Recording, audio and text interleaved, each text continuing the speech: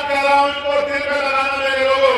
जब मैं पहली बार जेल से छुटने के बाद तलवारा सिंह जी से मिलने के लिए गया और जब मैंने जाके वो घर देखा, आप भरोसा करो उस घर में कोई दीवार ऐसी नहीं होगी जो दीवार जिसमें जो सीलन ना हो। उस दीवारों कोई घर की एक ऐसी दीवार नहीं होगी जिसमें तीर ना रही हो। उसमें टूटे हुए लकड़ी के दरवाजे और छत पे बना हुआ हाथी। और जब मैंने उसको देखा मेरा कलेजा रो पड़ा कि जिस रहमत ने अपनी पूरी जिंदगी, मैं उनसे कहूंगा कि आंसू ना बहाए, उनके आंसू हम लोग नहीं देख पाएंगे।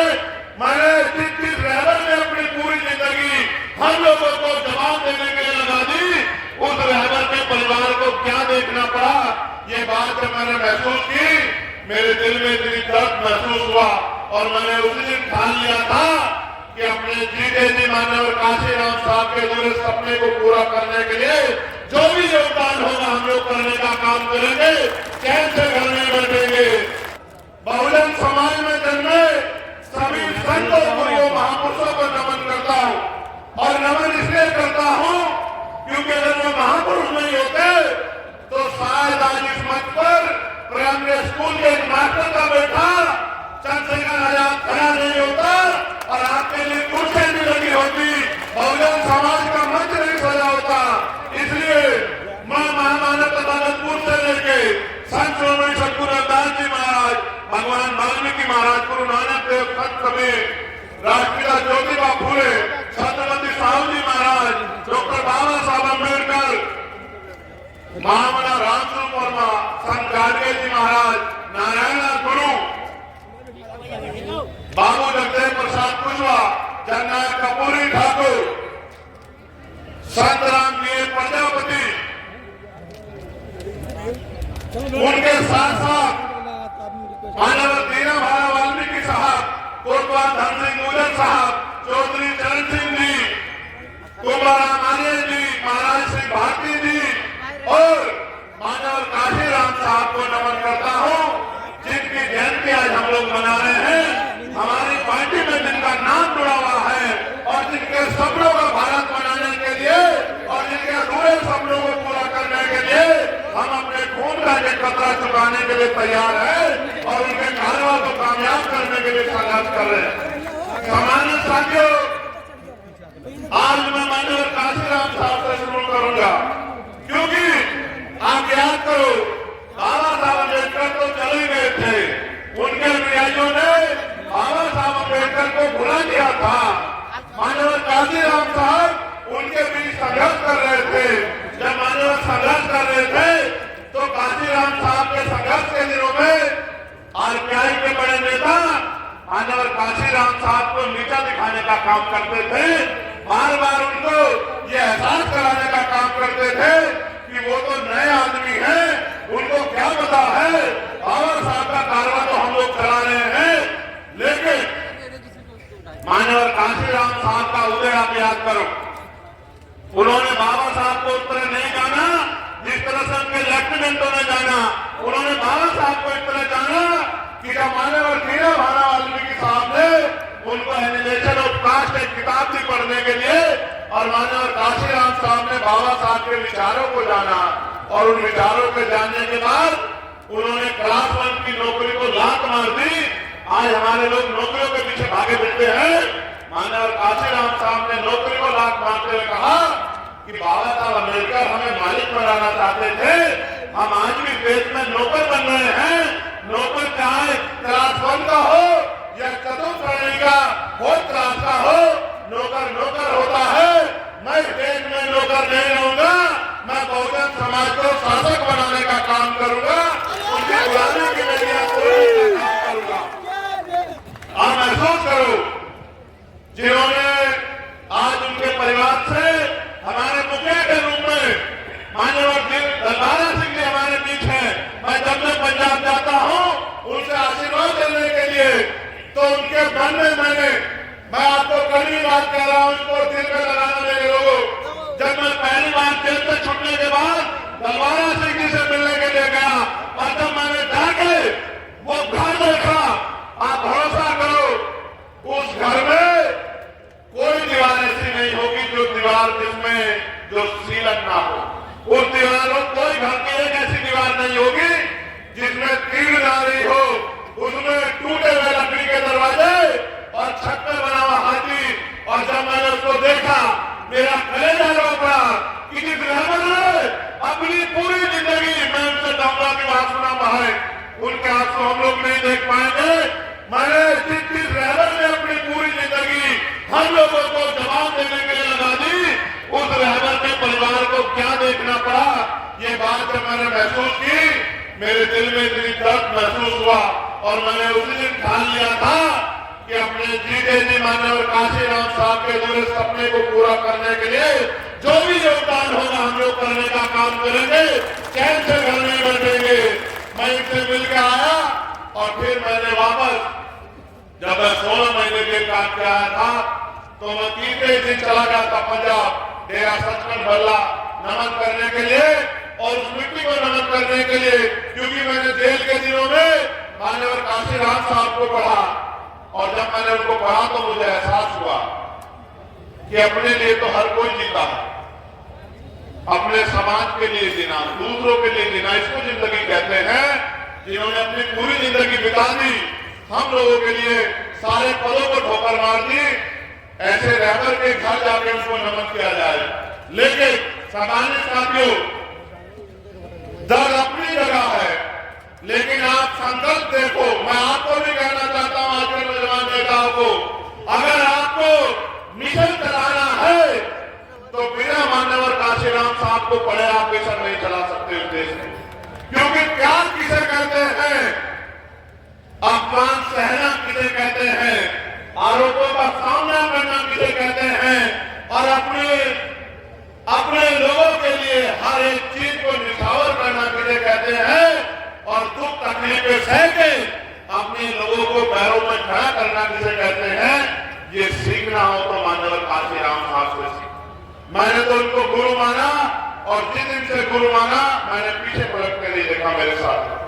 मैं जब यहाँ आया था नगीना, आज हम उनकी 90वीं जयंती मना रहे हैं, लेकिन जब मैं नगीना आया तो सिर्फ यहाँ जिले की टीम थी, भीम आर्मी आजाद समाज पार्टी की, और कुछ सीनियर नेता थे। मेरे बात याद आई कि मैं मेला ही चला था जाने में मंदिर और लोग मिलते गए, काफिला बनता गया। वो दिन भी मैंने देखा कि अगर मैं आता था तो 2-3 गाड़ियां बड़ी हिम्मत जुटा के मेरे लोग एक एक पैसा जोड़ के करते। वो दिन भी मैंने देखा, मेरे आज भी याद है, मैं आता था वो खून पकड़ने से एक एक पैसा जोड़ के गाड़ी का तेल करके किराए की गाड़ी लेके मुझे स्वागत करने के लिए मिलते थे। और आज का दिन भी है, यहां से सड़क की दूरी तय कर दो, अगर आपकी गाड़ियां कब पड़ जाए तो चंद्रशेखर आजाद से सवाल कर देना। ये ताकत पैदा की है आपने संघर्ष से। मैं तो बचपन से पढ़ता आया कि संघर्षों के साय में घनघोर जवानी पलती है और इतिहास उधर झुक जाता है। जिस और जवानी चलती है ये जवानों का समय है, और इतिहास गवाह है कि जब जब नौजवानों ने बागडोर संभाली है उन्होंने बड़े बड़े निजाम बदल दिए हैं। यहाँ बहुत सारे चेहरे ऐसे हैं जिनसे मेरा दिल का रिश्ता है।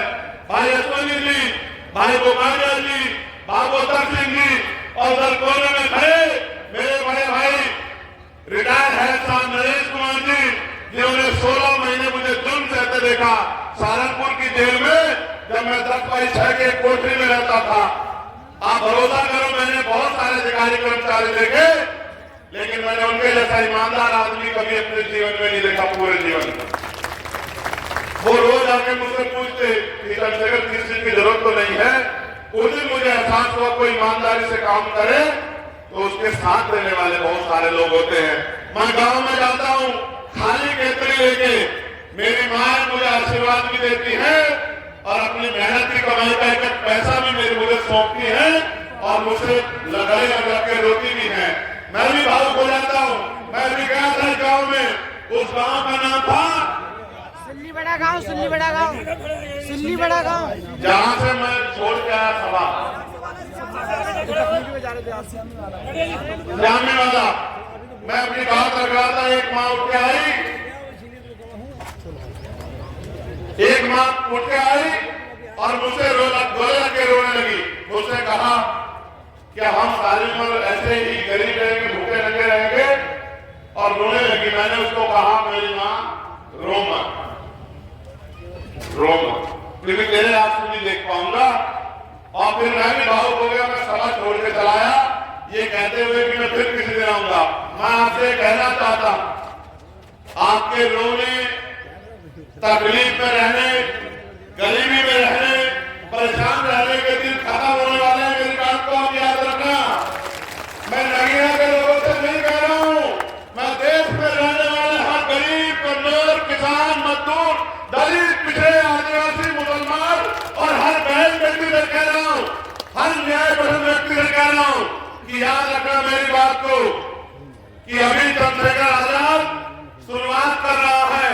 पहली बार पूरी मेहनत से हम लोग चुनाव लड़ रहे हैं। बताओ झूठ बोल रहा हूँ, सच बोल रहा हूँ? बताओ।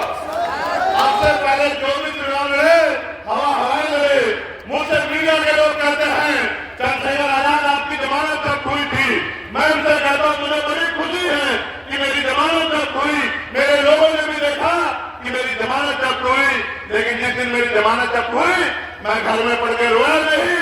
मैंने उसी दिन कलम उठा के लिखा कि इस जमानत जब्त को सम्मान में बदलना है, इस जमानत जब्त को ताकत बनाना है।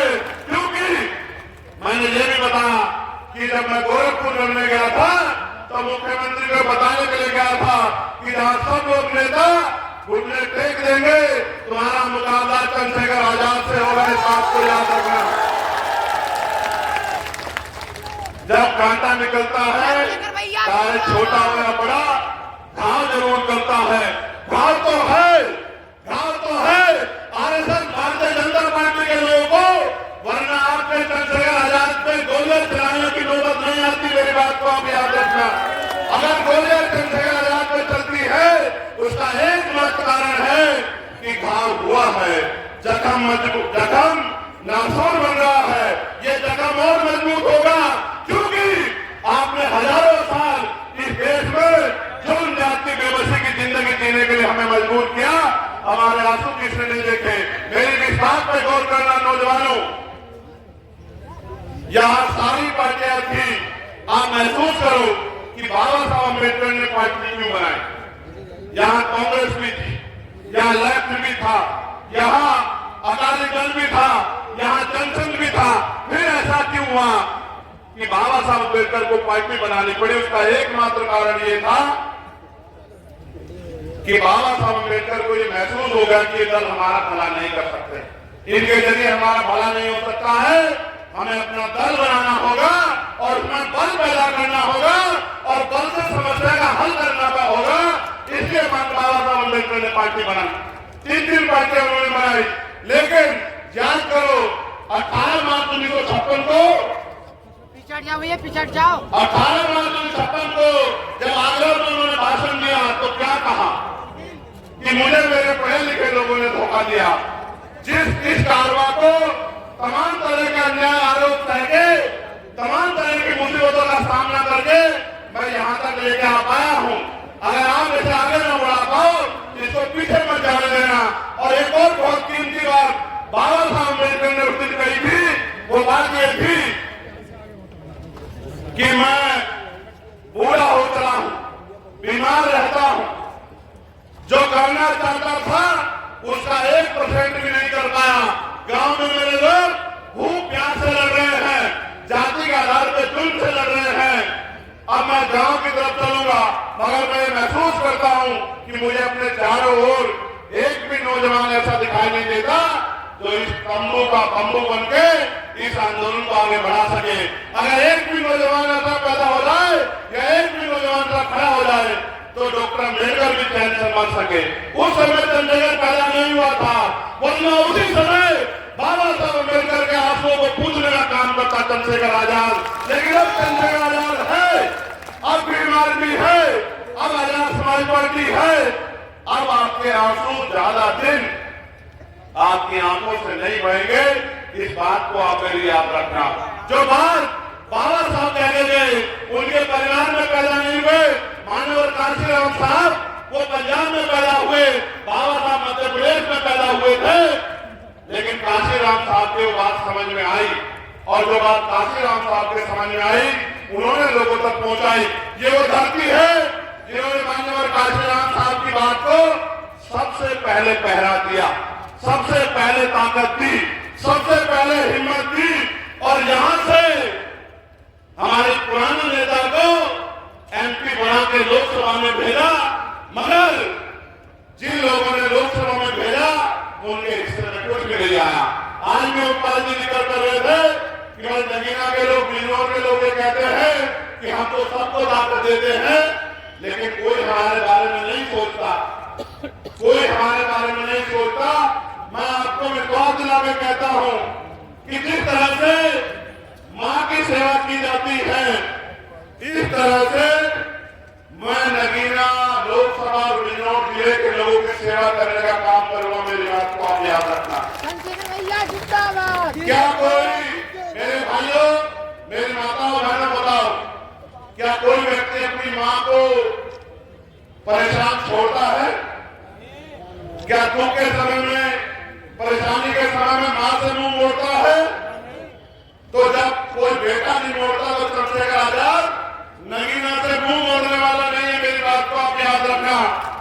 मिट्टी का कर्ज इस तरह चुकाऊंगा जिस तरह मां के दूध का कर्ज चुकाया जाता है। मेरी बात को आप लोग याद रखना। कभी आपको अकेला छोड़ के नहीं जाऊंगा। मुझे बहुत सारी बातें आपसे कहनी है।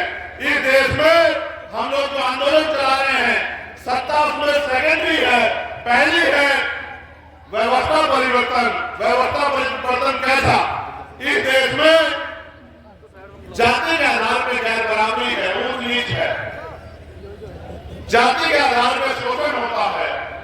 माननीय काशीराम साहब लंबे समय तक प्रयास करते रहे कि जाति के आधार पर होने वाला शोषण कैसे बंद होगा। उसका तरीका एक था कि कोई भी परिवर्तन बिना राजनीतिक शक्ति के नहीं होता। जब तक हम राजनीति में कामयाब नहीं होंगे तब तक हमारे हाथों में शक्ति नहीं होगी। जब तक शक्ति नहीं होगी तब तक परिवर्तन नहीं होगा।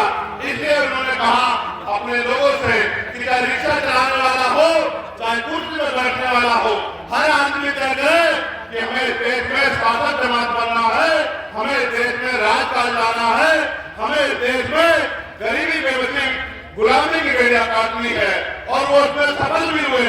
लेकिन जहां तक वो छोड़ के गए, मैं आपसे पूछना चाहता हूं, क्या आप उससे उस कारवा को आगे बढ़ाना चाहते हो, नहीं बढ़ाना चाहते हो? बताओ, जोर से